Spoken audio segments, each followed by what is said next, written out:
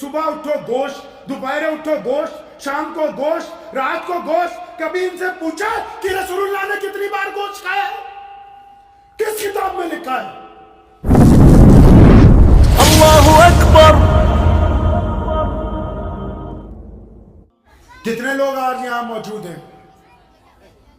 سچی سچی بتاؤ، دل پہ ہاتھ رکھ کے. آپ اپنی اپنی مسجد میں جہاں نماز پڑھنے جاتے ہو، کتنی بار اس مسجد میں جھاڑو مارا ہے؟ بتاؤ ذرا کتنی بار. کتنے ایسے لوگ ہیں جنہوں نے روزانہ اپنی مسجد میں جھاڑو مارا ہے؟ دیکھو ادھر گھوم کے ایک دوسرے کی شکلیں دیکھو. ہم میں اب ایسا کوئی نہیں ہے. کس دین کی باتیں کرتے ہو؟ قرآن پاک کی بے ترتیبی آپ کی مسجدوں کی زینت نہیں ہے. ابھی جائیں گے تو کلو کے حساب سے مٹی نکلے گی. لوگ کہتے تھے کہ اردو بازار چلے جاؤ، جامع مسجد کے پاس اردو بازار ہے، کبھی وہاں کتابیں ملتی تھیں، اور آپ نے اس اردو بازار کو بدل کے پورے بھارت میں ان مسجدوں کے باہر اب پائے قورمہ بریانی ملتی ہے. مسلمانوں یہ خود طے کر لو، سرکار کو بعد میں کوسا کرو، پہلے اپنے گریبان میں بھی جھانک کے دیکھو کہ ہم کر کیا رہے ہیں، ہم کس مقام پر کھڑے ہیں، ہم نے اپنے ساتھ کیا کیا ہے.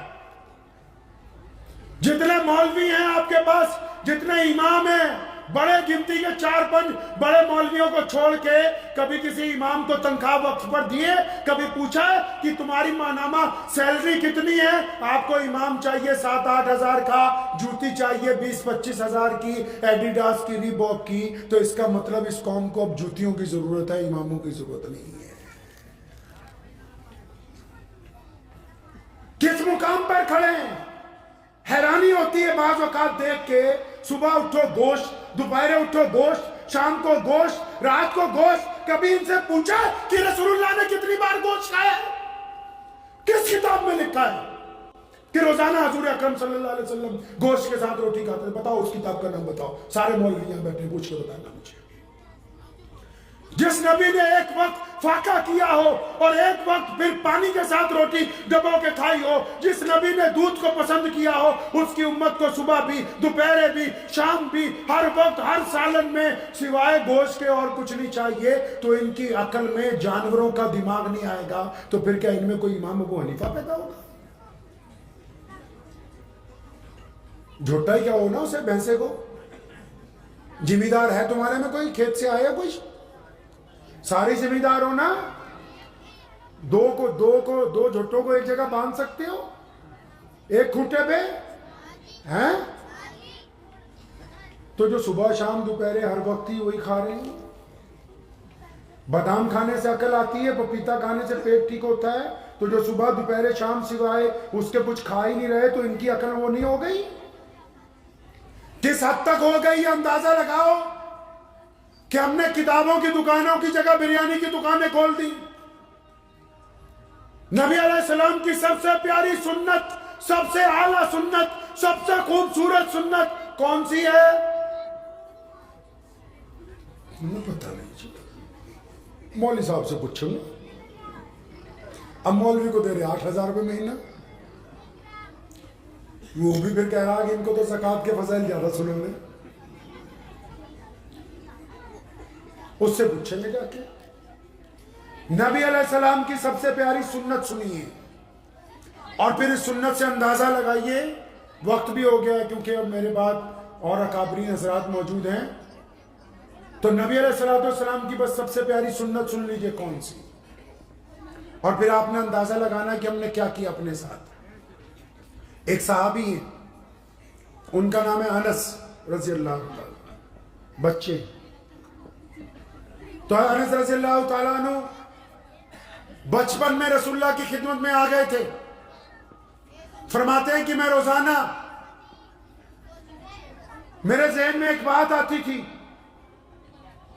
کہ انس نبی علیہ السلام اتنا پیار کرتے ہیں، اتنا پیار کرتے ہیں، اتنا پیار کرتے ہیں، ان کو یار کبھی غصہ ہی نہیں آتا؟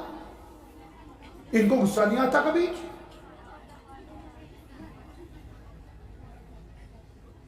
تو فرماتے ہیں کہ میں نے اپنے دل میں ایک پلان تیار کیا فرماتے ہیں کہ میں نے یہ سوچا کہ کچھ ایسا موقع بنایا جائے، ایسے حالات بنائے جائیں کہ پیارے نبی علیہ الصلوۃ والسلام مجھ پر غصہ ہوں اور میرے ایک آدھی چپت یا ایک آدھا مکہ لگ جائے، تاکہ سارے صحابہ یہ کہتے ہیں کہ رسول اللہ ہم سے بڑا پیار کرتے ہیں، تو ان 1,24,000 صحابہ میں صرف انس یہ کہے گا کہ میں نے رسول اللہ کی مار بھی کھا رکھی ہے۔ بات تو بالکل ٹھیک تھی، پلاننگ تو اچھی تھی کہ اپنے آپ کو منفرد بنانا کوئی بری بات نہیں کہ سب لوگ کہیں گے انس کو یہ درجہ بھی ملا۔ فرماتے ہیں کہ اب میں اس چکر میں رہتا تھا کہ کوئی دن ایسا آئے، کچھ ایسی بات ہو جائے کہ میرے کان کھنچ جائے یا ایک آدھی چپت لگ جائے۔ فرماتے ہیں لیکن بہت دن گزرنے کے بعد بھی موقع نہیں ملا۔ کہتے ہیں کہ ایک دن ایسا ہوا اچانک کہ رسول اللہ صلی اللہ علیہ وسلم کے جو پرسنل سیکٹری تھے نا، کون؟ سیدنا بلال رضی اللہ تعالیٰ عنہ اور سیدنا ابو ہریرہ رضی اللہ تعالیٰ عنہ، یہ دونوں اچانک کسی کام سے باہر گئے۔ عصر کے بعد کا وقت تھا، کچھ مہمان ملنے آئے۔ ہمارے نبی علیہ السلام سے پوری دنیا سے لوگ ملنے جاتے تھے۔ آپ کو یہ بات پتہ نہیں ہوگی کہ رسول اللہ کو پوری دنیا سے لوگ ملنے جاتے ہوں گے۔ آپ کو یہ بھی نہیں پتا ہوگا کہ رسول اللہ نے اپنی ماں کے لیے اپنی چادر بچھائی۔ آپ کو یہ بھی نہیں پتا کہ رسول اللہ نے 63 سال کی عمر میں حجۃ الوداع کے موقع پر آخری رات اپنی ماں کی قبر کے پاس میں گزاری۔ آپ کو یہ بھی نہیں پتا ہوگا کہ رسول اللہ کے والد محترم حضرت عبداللہ کی قبر مدینہ منورہ میں ہے۔ آپ کو یہ بھی نہیں پتا کہ بیت اللہ کی فتح مکہ کے موقع پر رسول اللہ اپنی بہن ام ہانی کے گھر گئے تھے، کیونکہ آپ کو سوائے فتووں کے اور کچھ پتہ ہی نہیں ہے۔ آپ نے کبھی رسول اللہ کو تلاشا ہی نہیں ہے۔ آپ نے سوچا کہ صرف دین یہی ہے کہ 4-5 تسبیحاں کرو۔ اس دین کے لیے، پیارے نبی علیہ السلام کے لیے اللہ تعالیٰ نے قرآن پاک میں باقاعدہ اعلان کیا ہے۔ ہماری حالت اتنی پست ہو گئی ہے، اتنی پست ہو گئی ہماری حالت کہ ہمیں آج دین کا کچھ پتہ ہی نہیں ہمیں دین کا ہے کیا۔ آپ اندازہ لگائیں، میں آپ کو 2 باتیں پوچھتا ہوں، اس کے بعد یہ واقعہ پورا سنا دوں گا انشاءاللہ۔ یہ سامنے جو بیٹھا، کیا نام بیٹا تمہارا؟ آپ کا نام کیا ہے؟ ہاں؟ نماز کیوں پڑھتے ہیں؟ فرض ہے۔ انس نے کہا میں نماز اس لیے پڑھتا ہوں کہ فرض ہے۔ آپ مولوی صاحب کیوں پڑھتے ہو نماز؟ نماز فرض ہے۔ آپ جی؟ ہاں فرض ہے۔ آپ کیوں پڑھتے ہو؟ فرض ہے۔ ان پہ تو فرض ہی ہے سب پہ۔ آپ جی؟ ہاں فرض ہے۔ آپ ساروں بھی فرض ہوئی ہے، خوشحال پور والوں نے تو کمال ہی کر رکھا۔ قرآن شریف میں لکھا ہے کہ نماز کیوں پڑھتے ہیں؟ کیا اس لیے پڑھتے ہیں کہ فرض ہے؟ بتاؤ، اتنے لوگ بیٹھے ہو، کہاں لکھا ہے کہ نماز ہم اس لیے پڑھتے ہیں کہ یہ صرف فرض ہے؟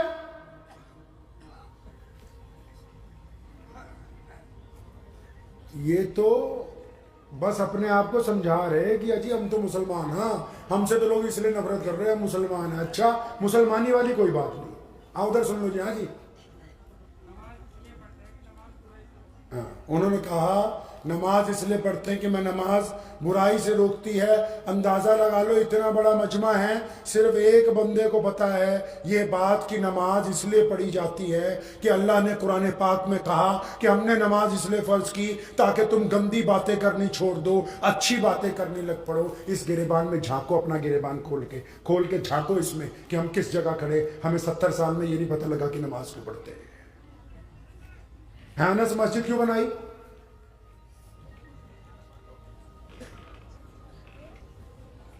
ہاں جی چچا، مسجد کیوں بنائی؟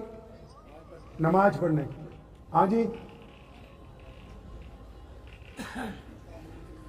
بس یہی کام پکڑ لو جو دنیا والوں کا ہے۔ بس 4-5 نعتیں سنو، 100 500 روپے دو، بس جنت میں جاؤ۔ مل گئی جنت کی ٹکٹ۔ باپ تمہارا مر جائے، قرآن مولوی سے پڑھوا لو۔ پھر جب بچہ بیمار ہوتا ہے تو باپ کو بول دیا کرو کہ جا کے ٹیکہ لگوا لے۔ یہ جو انس تجھ سے پوچھ رہا، پتہ اسے بھی کچھ نہیں۔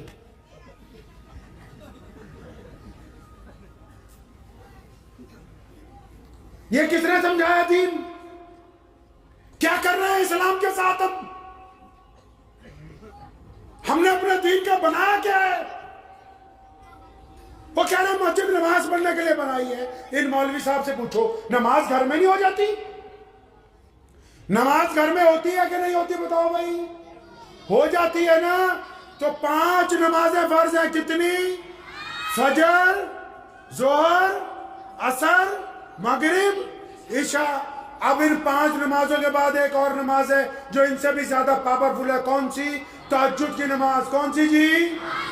اب تہجد کی نماز کے لیے مسجد چاہیے؟ اور بولو مسجد جانا ہے؟ نہیں جانا. تہجد کی اذان ہوتی ہے؟ نہیں ہوتی. تہجد میں امام چاہیے؟ اب اندازہ لگا لو تو 5 نمازیں فرض ہیں. نماز کے لیے اذان بھی چاہیے، امام بھی چاہیے، مسجد بھی چاہیے، قالین بھی چاہیے، وضو خانہ بھی چاہیے.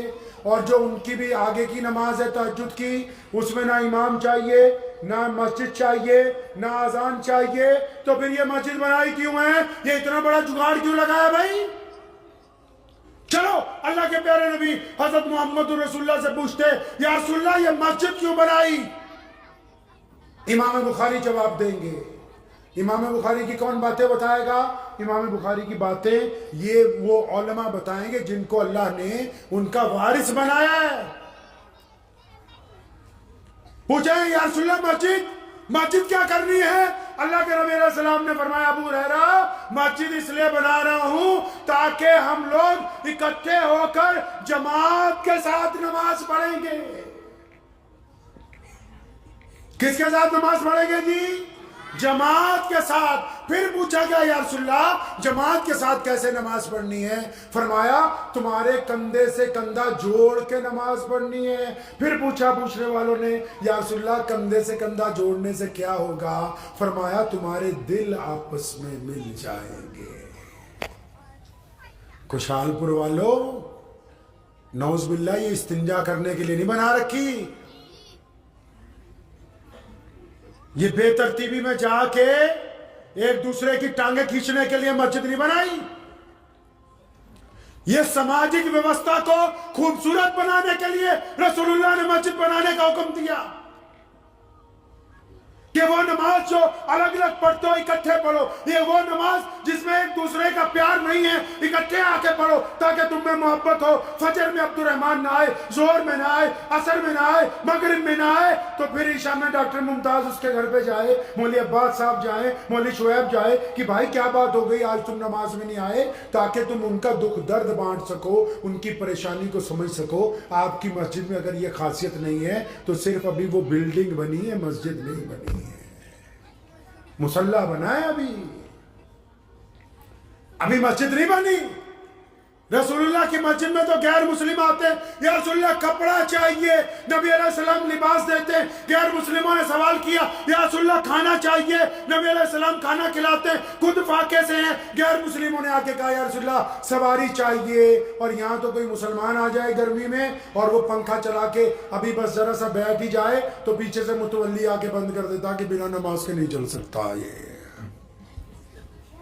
انہیں کیا پتا کہ مسجد کیا ہوتی ہے؟ کیا پتا ہوگا مسجد کا حکم کیا ہے؟ مسجد ماں کا درجہ رکھتی ہے انسانوں کے لیے.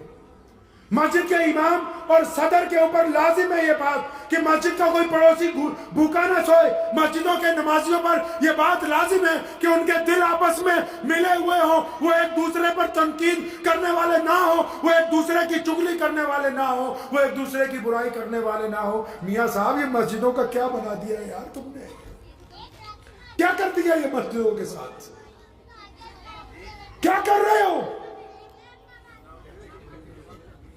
کیا کھیل بنا دیا ہے مسجدوں کا؟ استنجے خانے میں بیڑیاں، مسجد کے قرآن پاک کے غلاف کے اوپر 2-2 کلو مٹی، دیواروں کے اوپر مٹی، قالینوں کے اوپر گندگی، اور بس آئے نماز پڑھی. ایسے نوجوانوں کی جوانی کا کرنا کیا ہے جو خدا کے گھر کو نہ سنوار سکتے ہو؟ اس پیسے کو آگ لگا دو جو اللہ کے گھر میں آنے والے یتیموں کے منہ میں لقمہ نہیں ڈال سکتے. کیا کرنی ہے یہ دولت؟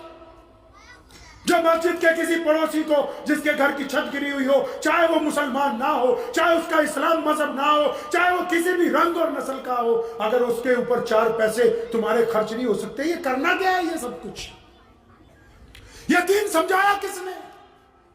रसूलुल्लाह की इब्तिदा इंसानों की भलाई से होती है। और मौलाना तो यहां बैठ के कह रहे थे कि क़यामत वाले दिन जब सारे नबी ये कहेंगे या अल्लाह माफ कर दे, या अल्लाह बचा ले, उस वक्त भी रसूलुल्लाह कहेंगे कि मेरी उम्मत पर रहम कर दे। वो तो रोज़े महशर भी लोगों की भलाई की बात करते हैं, दुनिया में भी भलाई की बात करते हैं। आपने कौन सी भलाई की है?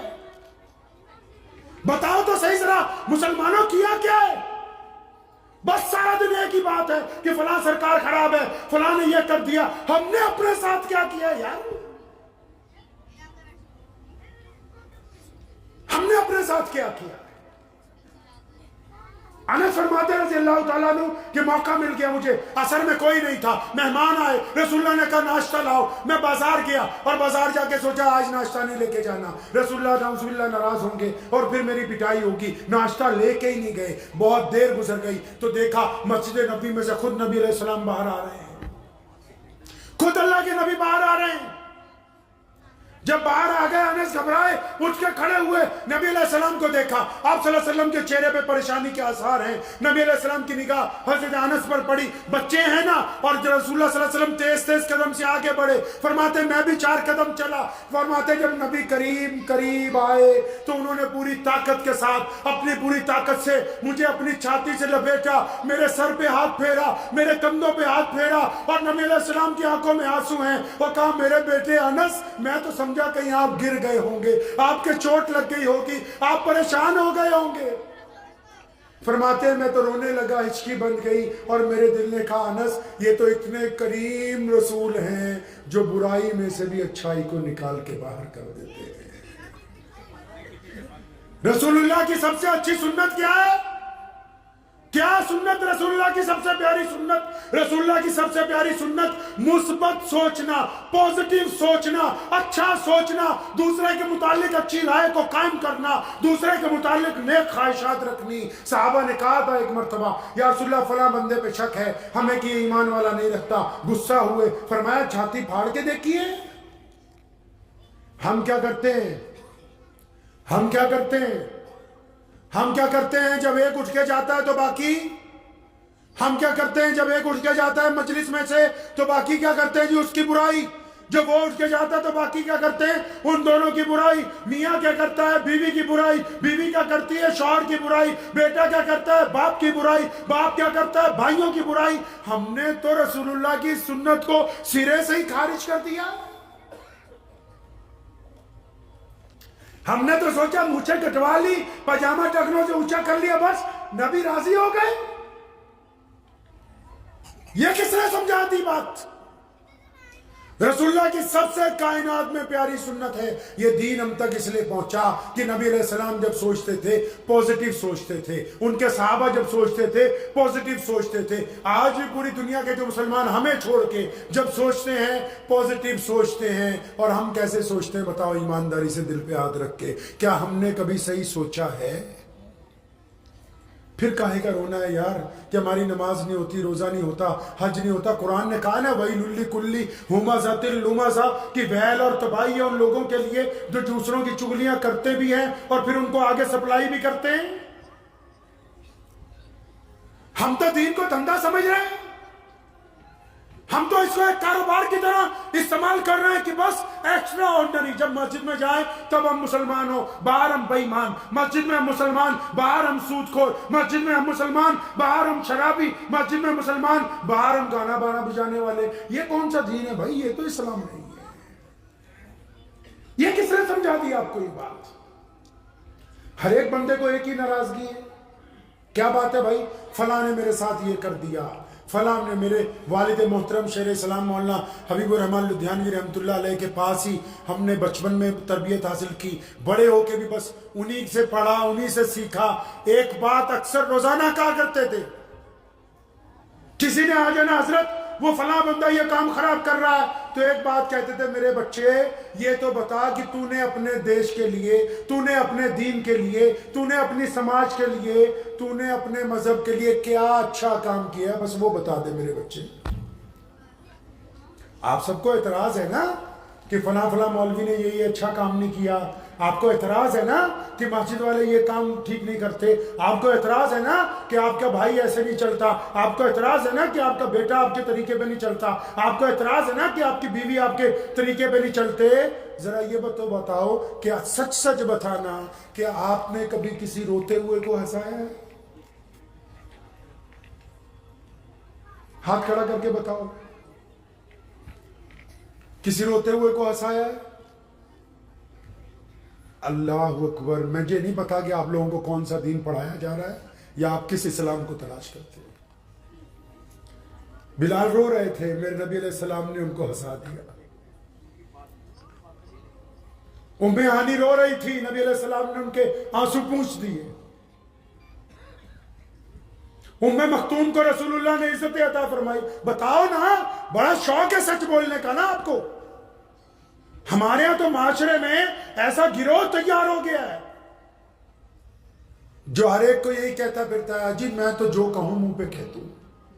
اچھا، تو جو کہتا ہے منہ پہ کہہ دیتا ہے؟ اچھا بتا تو، کس کس دوست کی بہن کے ساتھ زنا کا ارادہ کیا؟ کہہ ذرا منہ پہ بتا نا کہ کب کب اپنے باپ کے پیسے سے ٹھگی ماری، بولتا کیوں نہیں؟ بتا نا کہ کس کے مرنے کے انتظار میں ہے کہ اس کے بعد اس کا مکان خریدوں گا، بول۔ کہاں جا کے منہ کالا کیا تھا، کتنی عورتوں کے ساتھ زنا کیا تھا، بتا۔ 1 روپے کی چیز 1000 میں کسی کو بیوقوف بنا کے بیچی تھی، بتاتا کیوں نہیں ہے؟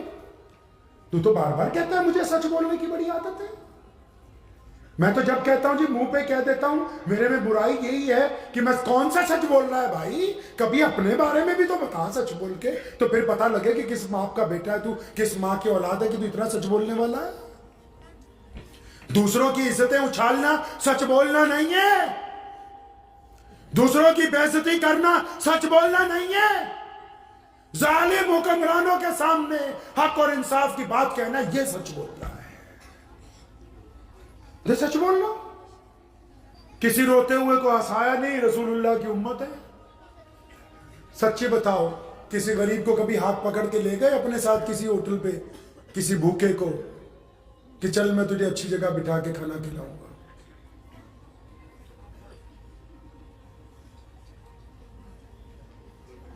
ان کو رسم نہ بناؤ، یہ جو جلسے کرتے ہو نا، انہیں رسم انٹرٹینمنٹ نہ بناؤ۔ یہ طوائف کا کوٹھا نہیں ہے کہ آپ بھی آئیں سال بعد ہم بھی آئیں اور ہم لچھے دار باتیں کریں، آپ سنیں اور ہم سنائیں، تم واہ واہ کرو ہم آ کریں، اور پھر آپ اپنے گھر ہم اپنے گھر۔ پوری دنیا کے لوگ اللہ کے مجرم بنیں گے قیامت کے دن، اور مسلمان اللہ کے بعد رسول اللہ کے دربار میں پیش ہوں گے۔ پتہ ہے یہ بات؟ اللہ کے بعد رسول اللہ کے دربار میں پیش ہونا ہے حوض کوثر کے اوپر، اور پھر جنہوں نے رسول اللہ کی بات نہیں مانی ہوگی، جنہوں نے نمازیں بھی پڑھی ہوں گی، ٹھگیاں بھی ماری ہوں گی۔ بلے شاہ نے کہا ہے نا پنجابی میں، کہتا ہے نماز بھی نیتی جانے ہو، ٹھگی بھی کیتی جانے ہو، آگے کیتی جانے ہو۔ مطلب نماز بھی پڑھتے ہو، بے ایمانی بھی کرتے ہو، نماز بھی پڑھتے ہو، جھوٹ بھی بولتے ہو۔ یہ رسم نہیں ہے۔ آپ اللہ کے نبی صلی اللہ علیہ وسلم کی امت کے لوگ ہیں، آپ کی طرف رسول اللہ صلی اللہ علیہ وسلم نے رحمت والی نظر رکھی ہوئی ہے۔ اللہ کے بندے، اگر سیدھے راستے پہ نہیں جائیں گے تو پھر کون جائے گا؟ نہ روتے کو ہنساتے ہو، نہ یتیم کو کھانا کھلاتے ہو، کبھی قرآن نہیں پڑھتے بھائی؟ قرآن پڑھتے ہو؟ ایک بہت مشہور سورت ہے، اکثر آپ لوگ نماز میں پڑھتے ہیں، ارأیت الذی یکذب بالدین فذلک الذی ولا یحض فویل یہ کن مصلیوں کی، کن نمازیوں کی بات ہو رہی ہے؟ اللہ فرماتا ہے تمہاری نمازیں برباد ہیں۔ کن کی؟ کہ یار جو پوچھتے ہی نہیں ایمان والوں کو، جو پوچھتے ہی نہیں غریبوں کو، مسکینوں کو، ضرورت مندوں کو، تو اب دل پہ ہاتھ رکھ کے اس بات کا اندازہ لگائیے. بیٹا آنے دو، مولانا کو آنے دیجیے، راستہ دے دیجیے.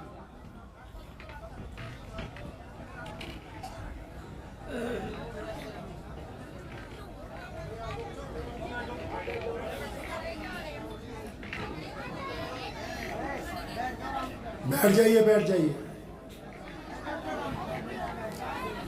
تو عرض میں یہ کر رہا تھا آپ حضرات سے، درود شریف پڑھ لیجئے پہلے، صلی اللہ.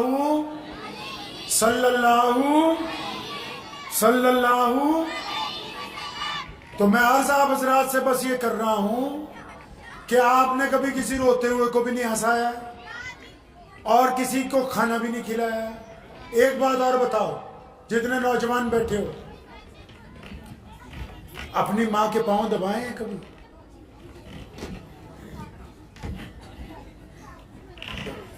یہ بھی کچھ نہیں، ایک دو کے دن. ان کو بھی پوچھو گے کہ روزانہ دبائے ہیں؟ پاؤں دبانے کو اس لیے کہتے ہیں اس نے روز دبائے ہو. ماں کے پاؤں دبائے ہیں کبھی؟ وہ بھی نہیں کیا.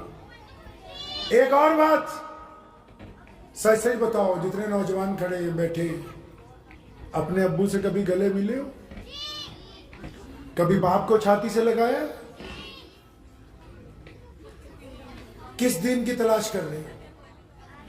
جو دین سراپا تربیت ہے، سراپا کردار ہے، اخلاق ہے، جس میں عبادت بھی اس لیے کہ آپ اچھے بن جائیں، نماز بھی اس لیے کہ اچھے بن جائیں، داڑھی بھی اس لیے کہ آپ اچھے بن جائیں. اسی دین کی وجوہات نہیں پتا. کوشش کریں گے اچھا مسلمان بننے کی انشاءاللہ؟ پکی کوشش؟ سچی پکی؟ ہاں بالکل پکی کوشش کیجئے کہ آپ اچھے مسلمان بن جائیں. بنیں گے انشاءاللہ؟ دیکھو اگر آپ یہ تنقید ایک دوسرے پر کرتے رہیں گے، سنو تنقید کا نقصان سن لو. آپ تنقید کریں گے، دو بھائیوں میں ناراضگی ہو جائے گی.